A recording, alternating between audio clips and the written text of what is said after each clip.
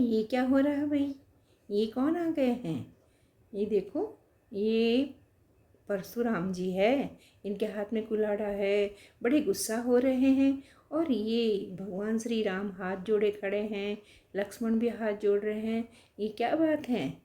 जानते हो ये सब क्या हो रहा है? ये राजा जनक का दरबार है।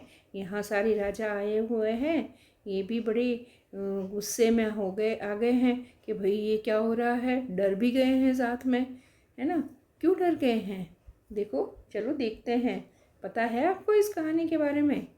नहीं पता? तो चलो देखते हैं कि इस कहानी में होता क्या है ना? तो हमारी जो ये हिंदी की पुस्तक है ना, उसमें एक कविता है, ठीक है? कौन सी कविता है? राम लक्ष्मण परशुराम संवाद, ठीक है? तो इस कविता में जो हमने ये जो परशुराम जी है, ये राम है, ये लक्ष्मण है, इनके बीच में जो बात होती है ना, उसी के बारे में पढ़ना है। और उसकी कहानी भी बताती हूँ आपको, ठीक है? क्या हुआ था, चलो देखते हैं। देखो, एक बार क्या हुआ था कि ये जो देखो सीता माता दिखाई दे रहे हैं, ये जब छोटे थे ना, तब सफाई कर रहे थे। और सफाई करते करते ये जो धनुष है, ये शिव जी का धनुष है। और इसको बिल्कुल आसानी से उठा के एक साइड में रख देते हैं, सफाई भी कर देते हैं, ठीक है? तो जनक राजा ने देखा, ये जो जनक राजा है, ये इनके पिता है सीता माता के। इन्होंने सोचा ये तो शिव जी का धनुष है, ये बड़ा दिव्य धनुष है, और ये तो हर कोई उठा ही नहीं सकता।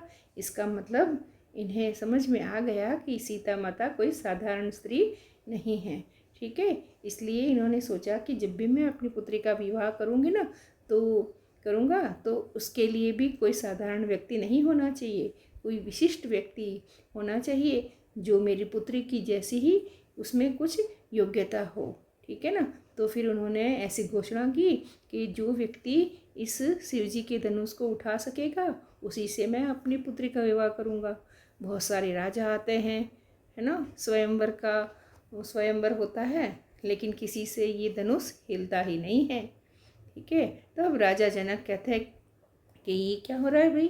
क्या कोई राजा वीरता रखता ही नहीं है क्या? किसी में इतनी वीरता है ही नहीं, किसी में इतना साहस, कितनी ताकत है ही नहीं कि इस धनुष को कोई उठा सके। तब फिर वहाँ पर राम लक्ष्मण और ये इनके गुरु होते विश्वामित्र जी सब बैठे होते हैं।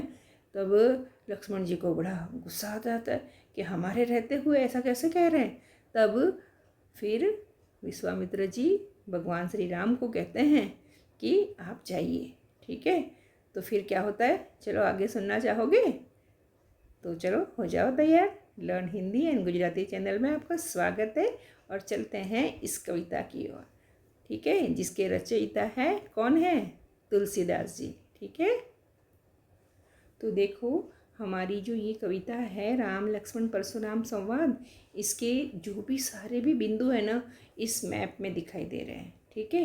राम लक्ष्मण परशुराम संवाद हमारी कविता है। इसके जो कवि है वो है तुलसीदास जी, ठीक है? और जो रामचरितमानस का बालकांड है, वहाँ से ये कविता ली गई है। तो आप इन सारे पॉइंट्स को देखकर पूरी कविता बिल्कुल छोटे से रूप में याद कर सकते हो, ठीक है? आपके लिए ये माइंड मैप बनाया गया है, ठीक है? अब देखो, वापस हमारी कहानी की ओर चलते हैं। जनक राजा ने तो कह दिया कि ये कैसी भाई सभा है, यहाँ कोई वीर पुरुष है ही नहीं, किसी से ये धनुष हिलता ही नहीं है। तब फिर भगवान राम को भेजते हैं। कौन? विश्वामित्र उनके गुरु हैं ना, वो उनको भेजते हैं। और राम भगवान ने तो जैसे ही धनुष ऐसे हाथ लगाया, उठाया और ऐसे थोड़ा सा खींचा, और ये धनुष टूट गया। देखा? ये देखो धनुष खींचा है ना, ये देखो धनुष टूट गया, है ना? इससे धनुष टूट जाने से फिर सभी लोगों में, सभी राजाओं में बड़ा उत्साह आ गया कि अरे वाह, चलो आखिर ये धनुष किसी ने तो उठाया, है ना? और ये जो जनक राजा होते हैं वो भी बड़े खुश होते हैं। देखिए, ये सारी सभा खुश हो गई है ना? तो इस प्रकार ये जब धनुष टूट जाता है तो फिर सीता माता वरमाला लेकर आती है और ये देखिए, ये सीता माता खड़ी है ना, ये भगवान श्री राम के पास, और पिता जनक ये भी बड़े खुश हो जाते हैं। ठीक है ना। तो ये कहानी है, पर आगे क्या होता है ये भी तो जानना पड़ेगा ना। जैसे ही राम भगवान ने धनुष तोड़ा तो बिल्कुल बहुत ज़ोर से आवाज़ हो गई पूरे चारों ओर, जैसे कोई एकदम ज़ोरसार आवाज़ गूंज गई, पूरे लोगों को सुनाई दे गई है ना। और आकाश से देखो ये सारे देवता भी इनके ऊपर पुष्पों की वर्षा करते हैं और ऐसा माहौल खुशी का हो जाता है। लेकिन उसी वक्त ये देखो कौन आ रहे हैं, ये देखो इधर परशुराम जी आ रहे हैं। इन्होंने आवाज़ सुनी और आए कि ये क्या हो गया। जैसे ही आए बड़े गुस्सा हो गए, ये क्या कर दिया, ये धनुष किसने तोड़ दिया, के जिसने ये धनुष तोड़ा अब तो मैं उसको छोड़ूंगा नहीं। ऐसा कौन व्यक्ति है जिसने मेरे गुरु भगवान शिव जी का धनुष तोड़ दिया। ऐसा करके वो बहुत गुस्सा होने लग गए। तो यहाँ जो हमारे ये परशुराम जी गुस्सा करते हैं, फिर उसका लक्ष्मण जवाब देते हैं, राम भगवान बात करते हैं। इन्हीं सब बातों को लिखने वाले हमारे कवि का नाम क्या है? तुलसीदास जी। क्या नाम है? तुलसीदास। और अगर तुलसीदास जी के बारे में थोड़ी सी बातें जाने तो उनका जन्म हुआ था देखो 1532 में। कहाँ हुआ था? उत्तर प्रदेश में, राजापुर बांदा में। ठीक है। और इनकी रचनाओं की बात करें तो ये रामचरितमानस है। ठीक है। ये एक लोकप्रिय महाकाव्य है और अवधी भाषा में इसकी रचना हुई है। इसके अलावा कवितावली, गीतावली, ठीक है, विनय पत्रिका, इसकी भी रचना की है। ठीक है। इन्होंने राम भक्ति की बहुत मतलब कविताएं लिखी है। ठीक है। इनकी कविताओं में राम कैसे है, मर्यादा से और आदर्शों के प्रतीक बताया गया है। और ये अपनी कविताओं में नीति, स्नेह और शील, विनय, त्याग ऐसे आदर्शों की बातें करते हैं। ठीक है। तो आप तुलसीदास जी के परिचय के बारे में इसके द्वारा, इस मैप के द्वारा बहुत अच्छे से समझ सकते हो। ठीक है। और इसको याद कर सकते हो। ठीक है। तो चलो अब हम सीखते हैं कविता। देखो कविता की पहली लाइन है कि नाथ शंभुधनु, ये देखो नाथ शंभुधनु भंजनिहारा होई ही केउ एक दास तुम्हारा। तो इसमें ये जब परशुराम जी गुस्सा होता है ना तो ये राम कहते हैं कि नाथ का मतलब होता है स्वामी। क्या होता है? स्वामी। के नाथ का मतलब स्वामी, शंभुधनु का मतलब होता है शिव जी का धनुष, और भंजनिहारा तोड़ने वाला। तो स्वामी शिव जी का धनुष तोड़ने वाला, होई ही यानी होगा। कौन होगा? केउ एक दास तुम्हारा, कोई आपका ही तो सेवक होगा, है ना। इसलिए अपने आप को सेवक बताते हैं, बड़ी विनम्रता से बात करते हैं। और इस तरह से विनम्रता से बात करते हैं तब तो परशुराम जी को भी लगता है कि हाँ ये तो कोई अच्छे इंसान लग रहे हैं ना, तभी तो इतनी नम्रता से बात कर रहे हैं। फिर आगे भगवान श्री राम कहते हैं, आए सुकाह कहिए किन मोही, सुनी रिसाई बोले मुनि कोही। आयसु का मतलब क्या होता है? आज्ञा। काह का मतलब क्या। कहिए मतलब मतलब कहिए। किन यानी क्यों। मोही यानी मुझसे। ठीक है। तो ये कह रहे हैं कि आप मुझसे क्यों नहीं कहते हो, क्या आज्ञा है। ठीक है। जब ऐसा राम भगवान कहते हैं तब ये परशुराम जी क्या कहते हैं? सुनी रिसाई बोले मुनि को ही। सुनी रिसाई बोले मुनि को ही, मतलब रिसाई मतलब क्रोध करते हुए, नाराज होते हुए, है ना। ठीक है। सुनकर नाराज होते हुए मुनि परशुराम जी बड़े क्रोधी स्वभाव वाले थे, वो बोले। तो इस लाइन का अर्थ क्या हुआ कि क्या आज्ञा है, आप मुझसे कहते क्यों नहीं होगे, है ना। ये सुनकर क्रोधी मुनि, कौन थे हमारे क्रोधी मुनि? ये परशुराम जी, और ज़्यादा गुस्से में होकर बोलने लगे। सेवकू सो जो करे सेवकाई, सेवकू सो जो करे सेवकाई, अरे करनी करी करई लड़ाई। ठीक है। अब देखो इस लाइन का अर्थ क्या कहते हैं, सेवको मतलब सेवक या दास कह दो, है ना। सो मतलब वह, ठीक है। जो करे यानी जो करता है, क्या करता है, सेवकाई यानी कि सेवा का काम। तो यहाँ परशुराम जी कहते हैं सेवक तो वह है जो सेवा का काम करता है ना। अरी करनी करी, अरी करनी का मतलब होता है शत्रुता का कार्य। करिय लड़ाई यानी जो लड़ाई करता है ना, वो भला सेवक कहाँ से हुआ, है ना। तो ये परशुराम जी राम भगवान को ये कहते हैं कि शिव जी का धनुष तोड़ के तो उसने शत्रुता का काम किया है, हाँ, और ये तो एक लड़ाई का काम हुआ है, तो फिर वो सेवक काहे का हुआ। आगे क्या कहते हैं, कहते हैं सुनहु राम जेहि शिव धनु तोरा। सुनो राम, जेहि मतलब जिसने, शिव धनु शिव जी का धनुष, तोरा मतलब तोड़ा, सहस बाहु सम सो रिपु मोरा। वो सहस्र बाहु राजा के समान मेरा वो शत्रु है। क्या है, शत्रु। रिपु का मतलब होता है शत्रु, सम मतलब समान, ठीक है। तो ये सहस बाहु की क्या बात है पता है आपको। इनके बारे में ऐसा होता है कि ये देखो ये सहस्र बाहु है ना, इसका मतलब इनकी 1000 भुजाएं, 1000 हाथ थे, ठीक है। एक बार क्या हुआ कि ये जो हमारे परशुराम जी है ना, इनके पिताजी के पास एक ऐसी गाय थी, उसको कहते हैं कामधेनु। वो सभी इच्छाओं को पूरा कर सकती थी, ठीक है। तो ये हमारे सहस्र बाहु ने देखा कि इनके पास ऐसी गाय है, तो वो ऐसी गाय इनके पास से लेके, इनके पिताजी से लेकर चले गए।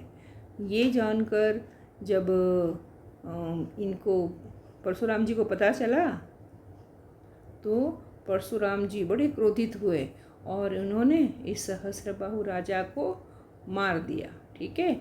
और फिर सहस्रबाहु राजा के जो पुत्र थे ना, उन्होंने इनके परशुराम जी के पिताजी को मार दिया। अब इस तरह से तो शत्रुता और बढ़ गई, है ना। इसलिए कहते हैं कि जिसने भी ये शिव जी का धनुष तोड़ा है, वो सहस्रबाहु राजा के समान मेरा शत्रु है। तो शत्रुता की बात तो हो ही गई ना। आगे क्या कहते हैं कि अब सहस्रबाहु समान मेरा शत्रु तो है कौन, जिसने शिव जी का धनुष तोड़ा, है ना। तो फिर अब ऐसे करो, जिसने शिव जी का धनुष तोड़ा है ना, वो सब राजाओं से अलग हो जाए, ठीक है, नहीं तो मैं सबको मार दूंगा, ठीक है। ऐसा गुस्से हो जाते हैं। इसलिए क्या कहते हैं, सो बिलगाऊ बिहाई समाजा न त मारे जइहे सब राजा। सो बिलगाऊ बिहाई समाजा न तो मारे जइहे सब राजा। सो मतलब इसलिए, ठीक है। बिलगाऊ मतलब अलग हो जाना, ठीक है। सो मतलब वह भी कह सकते हैं, वह, ठीक है। सो मतलब वो, और बिलगाऊ मतलब अलग हो जाओ। बिहाई समाजा मतलब ये जो भी बैठे हैं ना, ये एक तरह का समाज है या सभा कह लो, ये इसको छोड़कर, बिहाई मतलब छोड़कर, अलग हो जाओ। न त नहीं तो, है ना, मारे जय ही नहीं तो मारे जाएंगे। कौन मारे जाएंगे, सब राजा। भाई जिसकी गलती है वो अलग निकल जाओ, उसी से मैं मेरा हिसाब किताब करूँगा, बाकी राजाओं का तो कोई दोष ही नहीं है, ठीक है ना। इस तरह से परशुराम जी गुस्सा होके कहते हैं। आगे फिर क्या होता है इस कहानी में, ये सब ये लक्ष्मण है ना, ये बड़े मजाक वाले हैं, ठीक है। ये हंस रहे हैं कि अच्छा ये परशुराम जी देखो कैसा गुस्सा हो रहे हैं, क्या कह रहे हैं, ठीक है। और ये फिर क्या कहते हैं लक्ष्मण, सुनी मुनि बचन लखन मुस्काने, सुनी मुनि बचन लखन मुस्काने, बोले परसु दरही अवमाने, बोले परसु दरही अवमाने। अब देखो यहाँ पर ये हंस रहे हैं और ये गुस्सा हो रहे हैं, ठीक है। अब देखो क्या कह रहे हैं, सुनी का मतलब तो समझ आ रहा है सुनकर, मुनि वचन मतलब मुनि के वचन, ठीक है ना, आसान एकदम। लखन मुस्काने यानी लक्ष्मण मुस्कुराने लगे, ठीक है। बोले, और बोले क्या बोले, परसु दरही अवमाने, फरसा धरण करने वाले ये जो परशुराम जी थे उनका अपमान करते हुए, अवमाने का मतलब क्या हो गया, अपमान करते हुए बोले। कौन बोले, लक्ष्मण बोले, ठीक है। तो अब है ना एकदम कविता आसान, ये भाषा है अवधी भाषा, है ना। और फिर क्या कहते हैं लक्ष्मण, इनको परशुराम जी को कह रहे हैं कि इस धनुष में ऐसा तो क्या है जो आप इतना गुस्सा हो रहे हो। हमने तो ऐसे ये धनुष तोड़ा, वैसे कई धनुष तोड़े हैं बचपन में, है ना। तो देखो यही बात कविता में कैसे कह रहे हैं तुलसीदास जी, बहु तनु ही तोरी लरिकाई, कबहू न असी रीस किनी गोसाई। बहु धनु ही तोरी लरिकाई, कबहू न असी रीस किन्ही गोसाई। यहाँ कहने का मतलब क्या हुआ समझे। बहु मतलब दिखाई दे रहा है बहुत सी, ठीक है। धनु ही यानी छोटी धनुषिया, जब बच्चे होते तो ऐसी छोटी छोटी धनुषी तो देखते हैं। तोरी मतलब तोड़ी, लरिकाई मतलब बचपन में, ठीक है। हमने बहुत सी छोटी छोटी धनुष बचपन में तोड़ दी थी। कबहू न असी यानी कभी नहीं, असी मतलब ऐसी, है ना। रीस किन्ही गोसाई, तो कहते हैं हे स्वामी हे मुनि, रीस मतलब गुस्सा क्रोध, कभी किसी ने ऐसा क्रोध नहीं किया जैसा आप कर रहे हो, है ना। ये तो कुछ हमें बात समझ नहीं आई है। आगे फिर और क्या कहते हैं पता है लक्ष्मण जी, कह रहे हैं कि ये धनुष चलो हमने तोड़ दिया तो आपको क्या है, इतना आपको इस धनुष पर इतनी ममता क्यों है, कि इतना लगाव क्यों है इस धनुष से, ठीक है। इस बात को कैसे कहा गया है, ये ही धनु पर यानी इसी धनुष पर, ठीक है। ममता के ही हेतु यानी किस कारण से आपको इतनी ममता है, लगाव है ना। सुनी ही रिसोई, ये सुनकर फिर वो क्रोधित होते हुए नाराज होते हुए, कह भृगुकुल केतु यानी भृगुकुल के केतु यानी ध्वजा के समान, किसको बताया है, परशुराम जी को। भृगुवंश की ध्वजा के समान जो परशुराम जी थे, वो फिर नाराज होते हुए गुस्सा होते हुए बोलने लगे। वैसे ये बात तो लक्ष्मण बोल रहे हैं कि इस धनुष पर आपको इतनी ममता क्यों है, लेकिन फिर परशुराम जी का तो गुस्सा बढ़ता जाता है कि ये क्या है। अब परशुराम जी को गुस्सा आया, बोलते हैं रे नृप बालक काल बस बोलत तो ही न संभार। रे नृप बालक काल बस बोलत तो ही न संभार। कह रहे हैं कि रे नृप बालक मतलब अरे राजा के पुत्र, राजकुमार, है ना। काल बस मतलब तुम तो मृत्यु के वश में आ गए हो, इसलिए बोलत यानी बोलने में, तो ही यानी तुम्हें, न संभार मतलब तुम्हें होश नहीं है, ठीक है ना। कि अरे राजा के पुत्र, ए राजपुत्र, तुम्हारा तो काल आ गया, इसलिए तुम्हें ना बोलने में कोई होश नहीं है, बस जो भी मन में आता है वैसे बोल रहे होगे। आगे क्या कह रहे हैं पता है परशुराम जी, कह रहे हैं धनु ही सम त्रिपुरारी धनु विदित सकल संसार। कहते हैं कि ये जो धनुष है ये शिव जी का धनुष है भाई, ये सामान्य धनुषों के समान नहीं है। कि विदित, विदित का मतलब क्या हुआ, विदित का मतलब कहते हैं कि जानता है, कौन जानता है, सकल संसार मतलब सारा संसार जानता है कि भाई ये धनुष है, ये कोई सामान्य धनुष नहीं है। ये परशुराम जी ऐसा क्यों कह रहे हैं पता है, क्योंकि ये जो परशुराम जी हैं इनके गुरु जी थे शिव जी, ठीक है। और ये शिव जी के भक्त थे, इनके गुरु भी थे, तो फिर इनके लिए तो शिव जी का धनुष बड़ा पूजनीय थे। तो कहता है कि तुम क्या समझते हो, ये शिव जी का धनुष कोई सामान्य धनुष है, सारा संसार जानता है कि किसने ऐसा अपमान किया और मेरे गुरु का, मेरे शिव जी का धनुष तोड़ दिया, इसलिए बड़ा गुस्सा हो रहे थे। देखो इस बात को अगर हम देखो इस तरह से चित्र में समझे ना, तो हम कह सकते हैं बंजनिहारा, आएसु, काही, मोही, ये शब्द है, इनके ये सारे अर्थ है ना। और इधर सेवकाई, अरी, ये सारे भी शब्द है, इनके भी अर्थ दिए गए। तो इस तरह से ऐसे छोटे छोटे चित्रों से ना हर चीज़ याद रखी जा सकती है। अब अगर ये पढ़ोगे ना तो आपको लगता है कि हाँ मैंने ऐसे चित्र में देखा था, ये शब्दों के अर्थ लिखे हुए थे, तो आपको बिल्कुल याद हो जाएगा, ठीक है ना। तो ऐसे माइंड मैप से भी आपको पढ़ाई करते रहना चाहिए, ठीक है। आगे फिर लखन भी यानी कि हमारे लक्ष्मण जी भी उनकी बात का जवाब देते हैं। क्या कहते हैं, लखन कहा हंसी हमरे जाना, सुनहु देव सब धनुष समाना। लखन कहा यानी लक्ष्मण ने कहा, हंसी यानी हंसकर, ठीक है। हमरे जाना मतलब हमारी समझ में, हमें तो लगा ऐसे कि सुनो देव हे मुनि, सब धनुष समाना, यानी कि सारे धनुष क्या है, एक समान है। ठीक है, ये देखो, ये लाइन तो आपकी कविता की लाइन है और नीचे की ये लाइन है ना, ये सारे शब्दार्थ है। ठीक है, तो और ये जो लाइन है ना, ये व्याख्या है। ठीक है, तो आपके लिए सब कुछ तैयार है। ये लाइन, ये कविता की लाइन है, ये शब्दार्थ है और ये व्याख्या है। ठीक है, एक एक लाइन, एक एक शब्द बढ़िया समझ में आ रहा है ना। देखो, ऐसे चित्र भी तो हमारे सामने है। ठीक है, का क्षति लाभू जून धनु तोरे, है ना। ये क्या कह रहे हैं, यहाँ पर कहते हैं कि इस पुराने धनुष, क्षति मतलब नुकसान होता है, लाभू मतलब ये फ़ायदा होना। ठीक है, जून मतलब पुराना। ठीक है, तो ये यहाँ कह रहे हैं कि भाई ये पुराना धनुष था, उसको तोड़ने से भला क्या तो नुकसान हो गया, क्या ही तो फ़ायदा हो गया। ठीक है, हमारे श्री राम ने तो सोचा कि ये कोई ऐसे ही पुराना धनुष है ना, और पुराना धनुष था, इसको छुआ और ये छूते ही टूट गया। ठीक है, छुअत टूट रघुपति हूँ न दोसु, मुनि बिनु काज करिय कत रोसु। छुअत मतलब छूते ही, टूट गया, रघुपति हूँ यानी भगवान श्री राम का, न दोषु यानी कोई दोष नहीं है। ठीक है, मुनि यानी हे मुनिवर, बिनु काज आप तो बिना कारण ही, करिय कत रोसु क्यों, क्रोध, है ना, रोसु मतलब क्रोध, क्या आप बिना कारण ही क्या क्रोध कर रहे हो, हमने तो छुआ, हमारा तो भगवान श्री राम ने तो इसको छुआ और छूते ही टूट गया।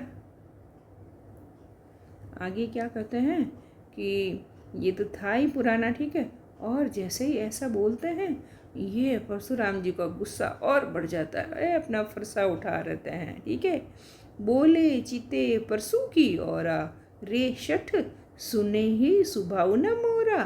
बोले चिते परसु की औरा, रे शठ सुने ही सुभाव न मोरा। कि अरे मूर्ख, रे शठ, है ना, ये अरे मूर्ख, तुमने मेरे मतलब ये मोरे मतलब मेरे, स्वभाव मतलब स्वभाव के बारे में, सुने हूँ यानी तूने मेरे स्वभाव के बारे में सुना नहीं है, ऐसा बोल रहे हैं। बोले चिते, चिते यानी अपने जो परसू की ओर, फरसा था उसकी ओर देखकर, उसको दिखाते हुए बोलते हैं, अरे मूर्ख, तूने मेरे स्वभाव के बारे में सुना नहीं है, मैं कितना गुस्से वाला हूँगे। फिर और क्या कहते हैं पता है, और कहते हैं, बालकू बोली बधो नहीं तो ही, केवल मुनि जड़ जा नहीं मोही। कि मैं तो कब से, ये कह रहे हैं कि मैं तो देर तुझे है ना कब से एक बालक समझ रहा हूँ।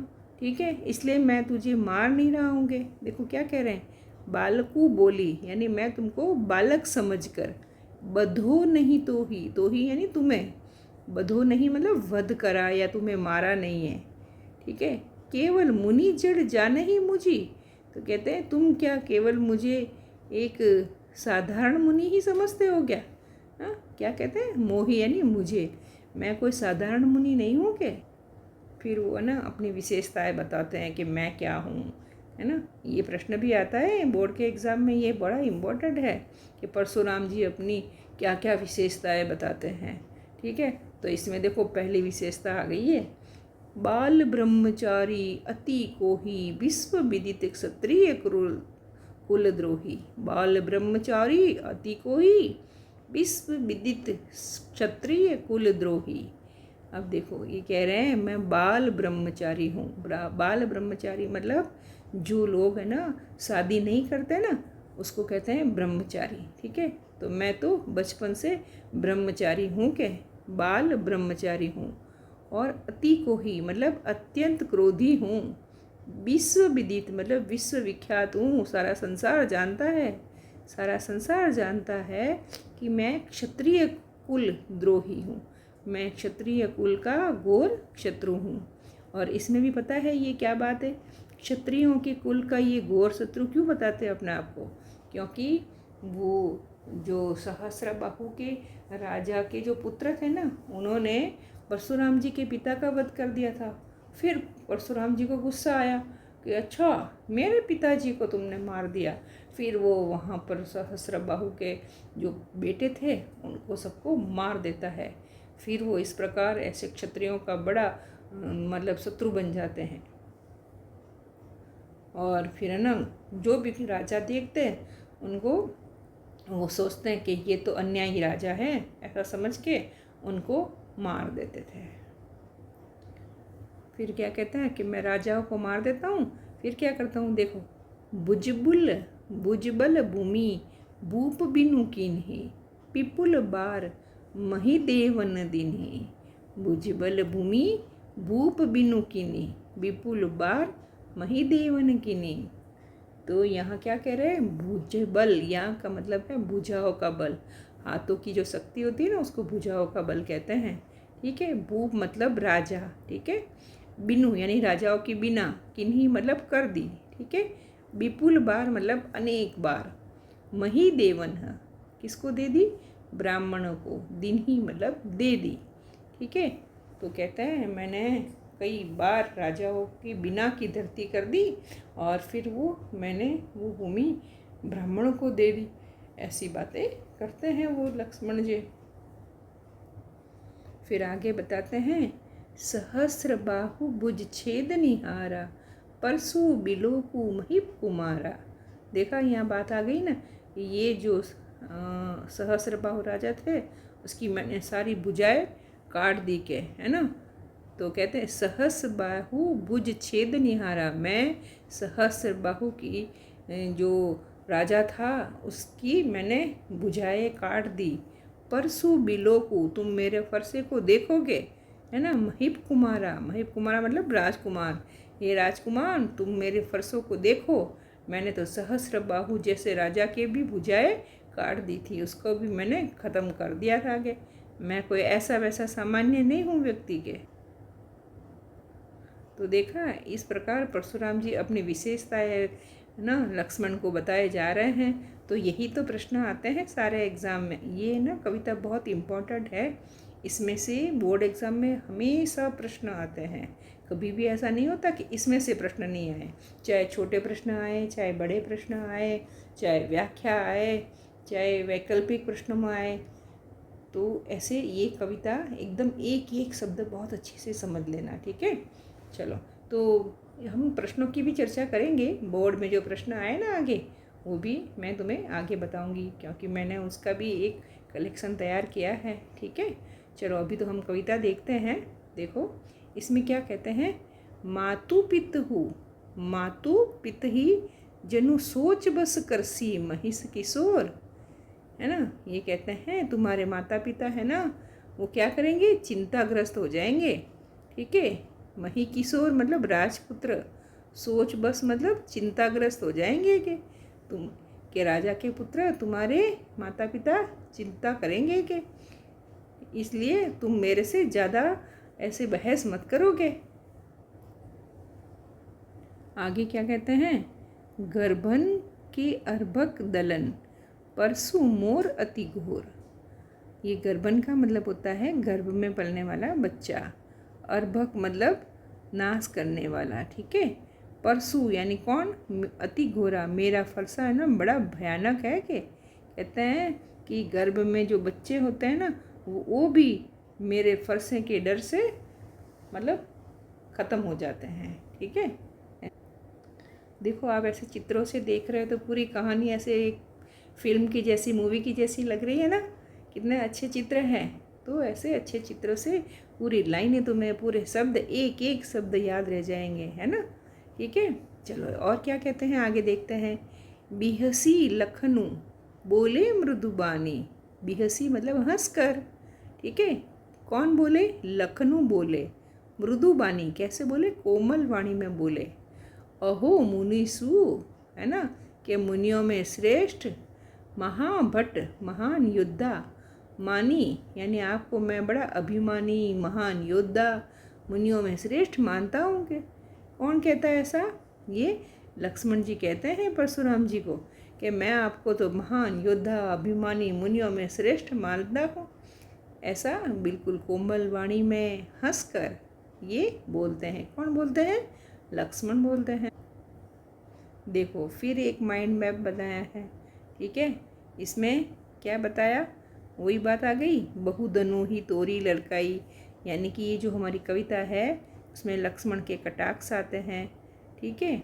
और प्रसंग क्या है, सीता के स्वयंवर का, शिव के धनुष के भंग का, और किस में से आया है, रामचरितमानस के बालकांड से आया है। प्रमुख पात्र कौन है, श्री राम, लक्ष्मण और परशुराम जी है, ठीक है।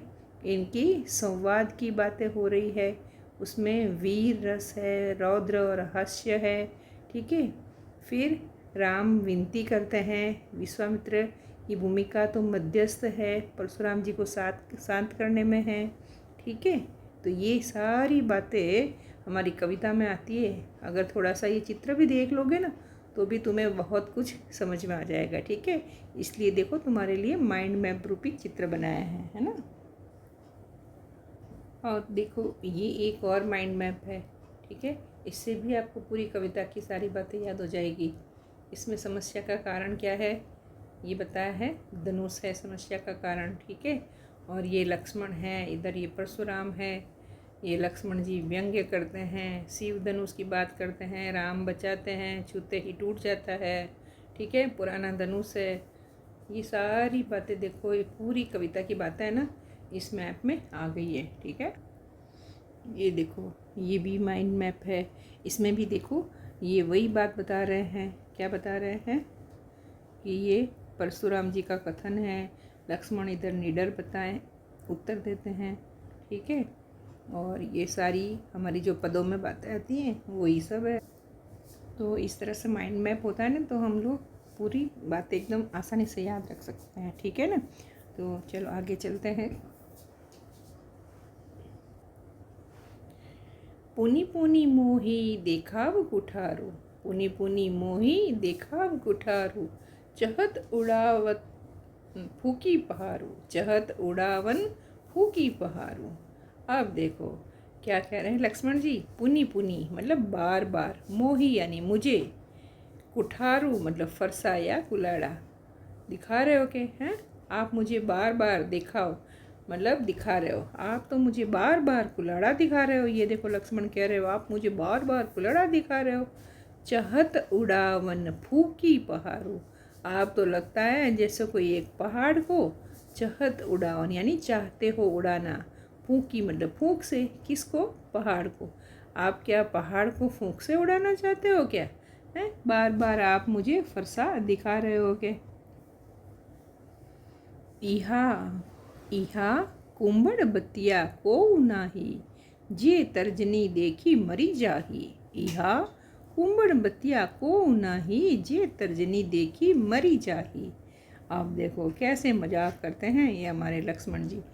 ये कहते हैं इहा मतलब यहाँ, कुंबड़ बतिया का मतलब होता है छुई मुई का पौधा। ये देखो छुई मुई का पौधा है ना, को नाही यानी कि हम कोई छुई मुई का पौधा नहीं है ना। छुई मुई का पौधा क्या होता है, देखा आपने, थोड़ी सी ऐसे उंगली टच करता है ना तो वो उसकी पत्तियाँ इकट्ठी हो जाती है।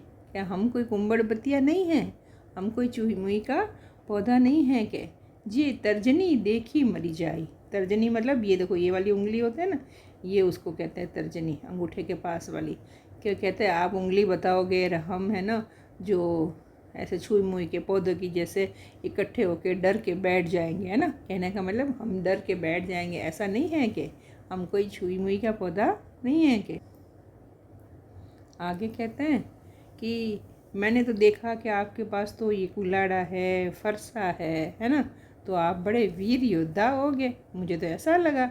और आप तो बड़ी बड़ी बातें कर रहे हो कि देखी कुठारू सरासन बाना, मैं कुछ कहा सहित अभिमाना।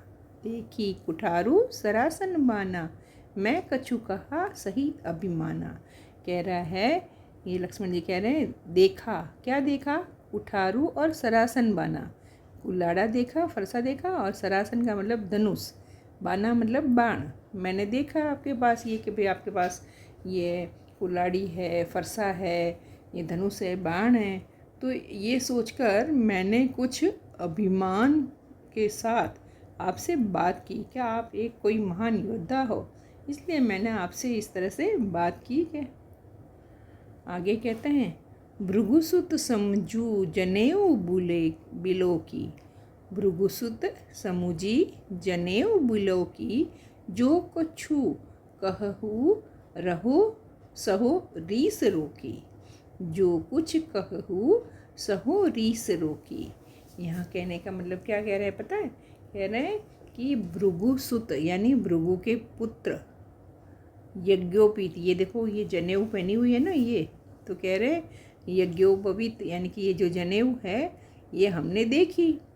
तो जो कछु कहू, आपने जो कुछ भी कहा, सहो मतलब हमने सहन करा। कैसे? रीस रोक कर, गुस्सा रोक कर हमने। आप तो भाई ब्राह्मण देवता हो, ठीक है, आपकी ये जनेऊ देखी तो हमें समझ में आ गया कि आप ब्राह्मण देवता हो, इसलिए हमने चुपचाप सहन किया। हमें भी बड़ा गुस्सा आ रहा था, लेकिन हमने तो चुप रह के आपका गुस्सा सहन किया। आगे कहते हैं, सुर महिसुर हरिजन अरुगाई। सुर महिसुर हरिजन अरुगाई, हमरे कुल इन पर न सुराई। अब देखो ये क्या कह रहे हैं? सुर का मतलब होता है देवता, ठीक है। महिसुर का मतलब होता है ब्राह्मण। हरिजन का मतलब होता है भक्त। अरु मतलब और, गाय मतलब गाय, ठीक है। तो ये देवता, ब्राह्मण, भक्त और गाय हमरे कुल यानी हमारे कुल में, इन पर यानी कि इन सब पर, सुराई मतलब वीरता, हम इन पर हमारी वीरता का प्रदर्शन नहीं करते हैं के, ठीक है। आगे कहते हैं, बधे पापू अपकीर्ति हारे, मारत हूँ पाप परिय तुम्हारे। देखो है ना, इसमें क्या कह रहे हैं? बधे पापू, अगर हमने वध किया, मार दिया तो पाप लगेगा। गाय को, ब्राह्मण को, कोई भक्तजन को कोई थोड़ी मारते हैं। तो कहते हैं कि अगर हमने वध किया, उनको मारा तो हमें पाप लगेगा। अपकीर्ति हारे, अगर हम हार गए तो हमारा अपयश होगा, यानी कि हमारी बेइज्जती हो जाएगी कि हम तो हार गए, है ना। मारतहु पाप परिय तुम्हारे, इसलिए भाई अगर आप मारोगे ना तो भी हम तो आपके पैर ही पड़ेंगे, हम आपके ऊपर वीरता का प्रदर्शन नहीं करेंगे। आगे कहते हैं, कोटि कुलिस सम बचनो तुम्हारा, व्यर्थ धरहु धनुबान कुठारा। कहते हैं कोटि कुलिस सम, करोड़ों वज्र के समान। कोटि मतलब करोड़ों, कुलिस यानी वज्र के, सम मतलब समान, बचनु यानी वचन, तुम्हारा यानी आपके, आपके तो वचन ही करोड़ों वज्र के समान है। व्यर्थ धरहु यानी बेकार में ही आप धारण करते हो। क्या? धनु बाण कुठारा, धनुष बाण, ये कुल्हाड़ा फरसा, ये सब आप बिना मतलब के ही रखते हो। कि आपकी तो बातें ही ऐसी है ना, कोई इंसान उसी से सारे मतलब आपकी भावनाएं समझ जाएंगे, ऐसे कहने का मतलब है ना। आगे कहते हैं, जो बिलो की अनुचित कहे उ, क्षमहो महामुनि धूर। तो कहते हैं ये सब हमने देखा है ना, इसलिए कुछ अगर अनुचित कहा है, कहे उ, क्षम हो मतलब क्षमा करना, हे महामुनि आप तो बड़े मुनि हो, महामुनि हो, धीर यानी धैर्यवान हो। तो जो बिलो की अनुचित कही, हमने अगर ये सब देखकर कुछ अनुचित कहा है तो हे महामुनि, है धैर्यवान मुनि, आप हमें क्षमा कीजिए। आगे कहते हैं, सुनी सरोस भृगु बंसमणि, बोले गिरा गंभीर। तो ये कहते हैं गिरा का मतलब होता है वाणी, है ना, आवाज़ कह दो या वाणी कह दो, ठीक है। कौन बोले? भृगुवंश मणि, ये भी परशुराम जी के लिए कहा है ना। भृगुवंश की मणि के समान कौन है? परशुराम जी है, ठीक है। ये सुनकर सरोस मतलब गुस्से के साथ, सरोस मतलब गुस्से के साथ, भृगुवंश मणि मतलब ये जो भृगुवंश के मणि के समान जो परशुराम जी बोले, गिरा गंभीर, गंभीर वाणी में बोले, ठीक है। ये देखो ये भी एक माइंड मैप है, ठीक है, दिखाई दे रहा है आपको। इसमें भी यही राम लक्ष्मण की सारी बातें बताई है। ठीक है, इनको भी देखकर आप प्रश्नों को याद कर सकते हैं। तो इस प्रकार से हमारी कविता तो यहाँ हो गई पूरी। अब अगर पाठ्य पुस्तक के आप प्रश्न करना चाहो, पाठ्य पुस्तक में जो पीछे दिए हुए ना पाठ के जो अभ्यास प्रश्न, इनके अगर उत्तर लिखना चाहो तो यहाँ आपके लिए उत्तर है कि परशुराम जी के क्रोध करने पर लक्ष्मण ने धनुष के टूट जाने के लिए कौन कौन से तर्क दिए। अब ये धनुष टूट गया तो इसलिए लक्ष्मण जी फिर तर्क तो दे रहे हैं ना, कौन कौन से देते हैं। एक तो कहते हैं हमने बचपन में ऐसी कई धनुहियाँ तोड़ी है ना, तभी तो ऐसा किसी ने, इतनी ममता क्यों है, इतना क्रोध क्यों है, ये बताया। दूसरा कहा कि श्री राम जी ने तो इसको नया समझकर केवल छुआ ही था और ये तो अत्यंत पुराना था, इसलिए छूते ही टूट गया। आगे क्या कह रहे हैं, पुराने और बेकार धनुष से आपको क्या लाभ या क्या हानि हो सकती है। और कहा श्री राम का इसमें कोई दोष नहीं है, ये तो एक संयोग है। ठीक है, तो ये तो है आपका पहला प्रश्न।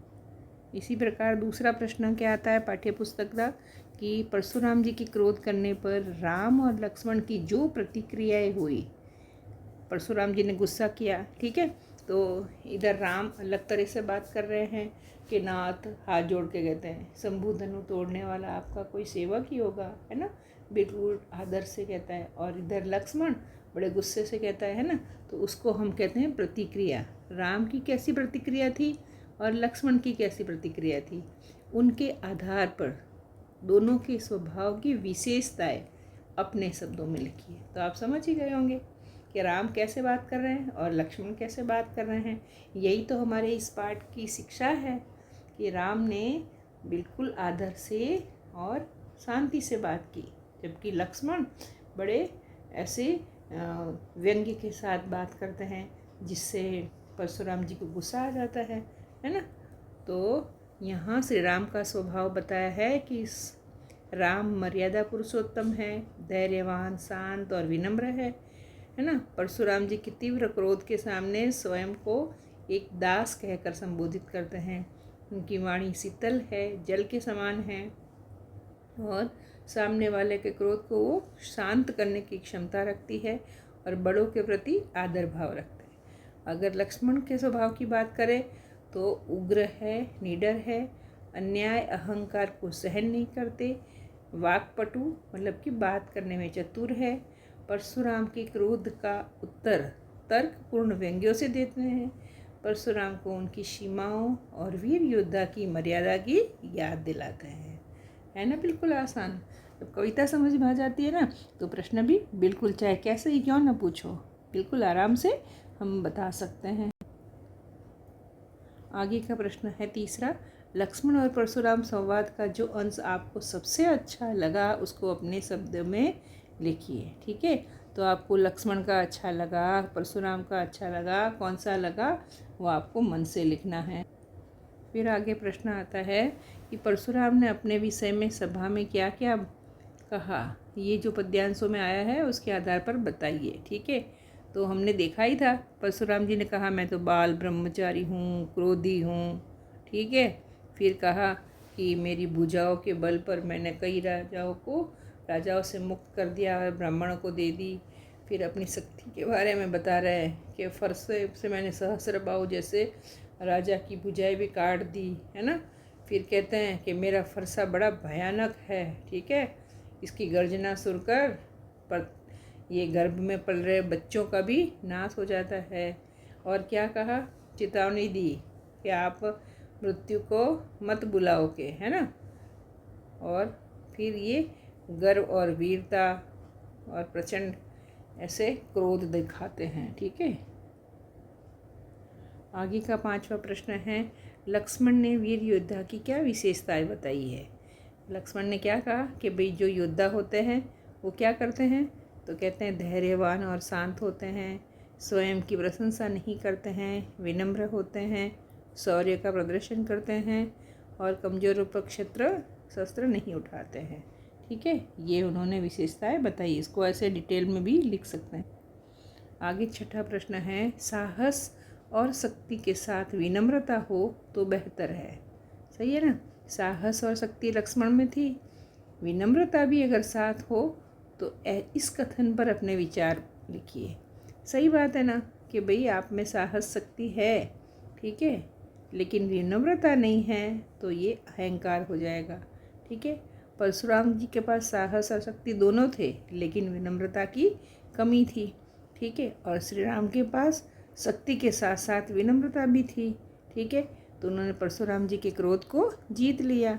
विनम्रता व्यक्ति में निखार लाती है और बड़े से बड़े विवाद को भी शांत कर देती। आगे का प्रश्न है, भाव स्पष्ट करना है कि इन लाइनों में क्या कहा गया है।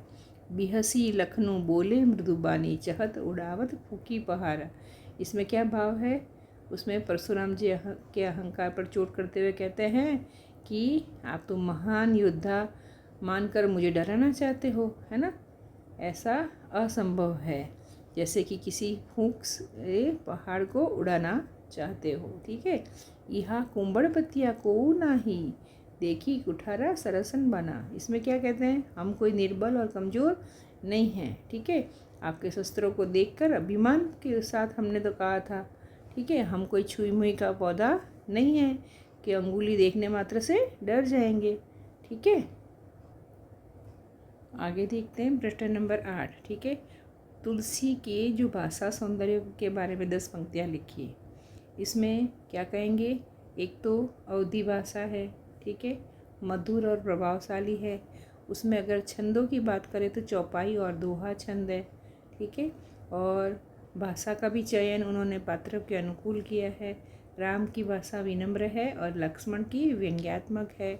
वीर रस है, रौद्र रस है, ठीक है। अलंकारों का कहे तो अनुप्रास, उपमा, रूपक और पुनरुक्ति प्रकाश। वो पुनी पुनी बता दें ना, वो पुनरुक्ति प्रकाश अलंकार है, ठीक है। फिर भाषा को चमत्कारिक बनाते हैं। मुहावरे और लोकोक्तियाँ का भी प्रयोग किया है। फूकी, पहाड़ उड़ाना, है ना, ये सब शब्दों का चयन भाव के अनुकूल है और दृश्य को पाठक की आंखों के सामने जीवंत कर देते हैं, ऐसी बातें हैं। संगीतात्मकता है, गेयता यानी गाने योग्य है, ये सब प्रमुख विशेषताएं हैं। तत्सम शब्दों का, तद्भव शब्दों का इन्होंने समन्वय किया है, ठीक है। ओज गुण, माधुर्य गुण, इनका भी मिश्रण देखा जाता है। आगे 9वां प्रश्न है कि इस पूरे प्रसंग में व्यंग्य का अनूठा सौंदर्य है, इसको उदाहरण सहित समझाइए। तो इसमें क्या कहा है? इसमें देखो तीखे व्यंग तो है, कौन से? एक धनु ही और एक शिव धनुष। लक्ष्मण क्या कहते हैं? हमने तो बचपन में ऐसे कई धनुष तोड़े, ठीक है, ये बात बता रहे हैं, लेकिन आपको गुस्सा नहीं आया। तो यहाँ पर शिव धनुष को भी धनु ही कहकर परशुराम जी को थोड़ा सा गुस्सा दिलाते हैं ना, ठीक है। और फूंक से पहाड़ उड़ाना चाहते हो, ऐसा लगता है कि जैसे कोई आप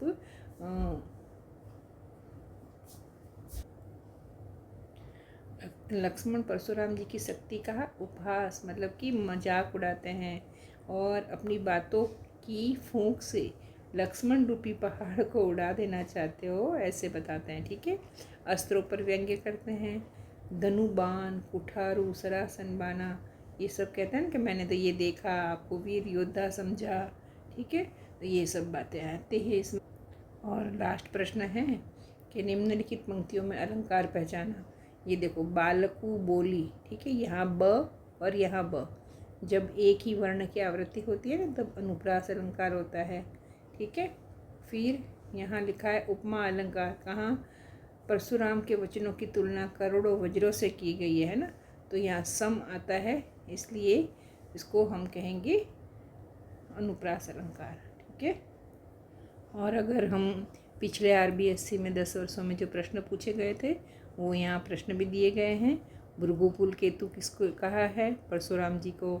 और क्या चेतावनी दी जब धनुष टूट गया? तो कहा कि तुमको बालक समझकर छोड़ दिया हो, ठीक है ना, नहीं तो उनका फरसा गर्भ के अभ्र को भी नाश कर देते हैं। पुराने धनुष को टूटने के पीछे क्या तर्क दिया कि ये तो नया समझकर सिर्फ छुआ था और पुराना धनुष था और छूते ही टूट गया, इसमें रघुनाथ जी का राम का कोई दोष नहीं है। परशुराम ने कौशिक शब्द किसके लिए प्रयोग किया है? विश्वामित्र के लिए। किसके लिए? विश्वामित्र।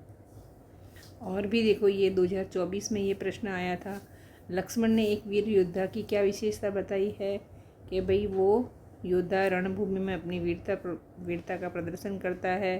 ठीक है, धैर्यवत होता है, क्षमाशीलता होती है, और डींगे नहीं हाँकते बल्कि युद्ध करते हैं। ब्राह्मण, देवता, गाय और हरिभक्तों पर अपनी वीरता नहीं दिख। और ये जो लाइन थी, बिहसी लखनु बोले मृदुबानी अहो मनुष्य बट महाबट मानी, इसके माध्यम से क्या व्यंग किया है ये भी देखो हमने पढ़ लिया था। फिर ये निबंधात्मक प्रश्न भी आपको बताया है, ये भी 22 में और 17 में आया है। इस प्रकार ये निबंधात्मक प्रश्न भी है कि राम लक्ष्मण परशुराम संवाद पाठ के आधार पर तीनों पात्रों के स्वभाव की तुलना कीजिए। ये 22 में भी था और 17 में भी था। ठीक है, तो राम का स्वभाव कैसा था? शांत, विनम्र, मर्यादित था। और उन्होंने परशुराम के सामने एक दास बताया अपने आप को। लक्ष्मण है वो उग्र है, तार्किक है, व्यंग्यपूर्ण बात करते हैं, अन्याय के सामने झुकना नहीं चाहते हैं, वाकपटु है ना।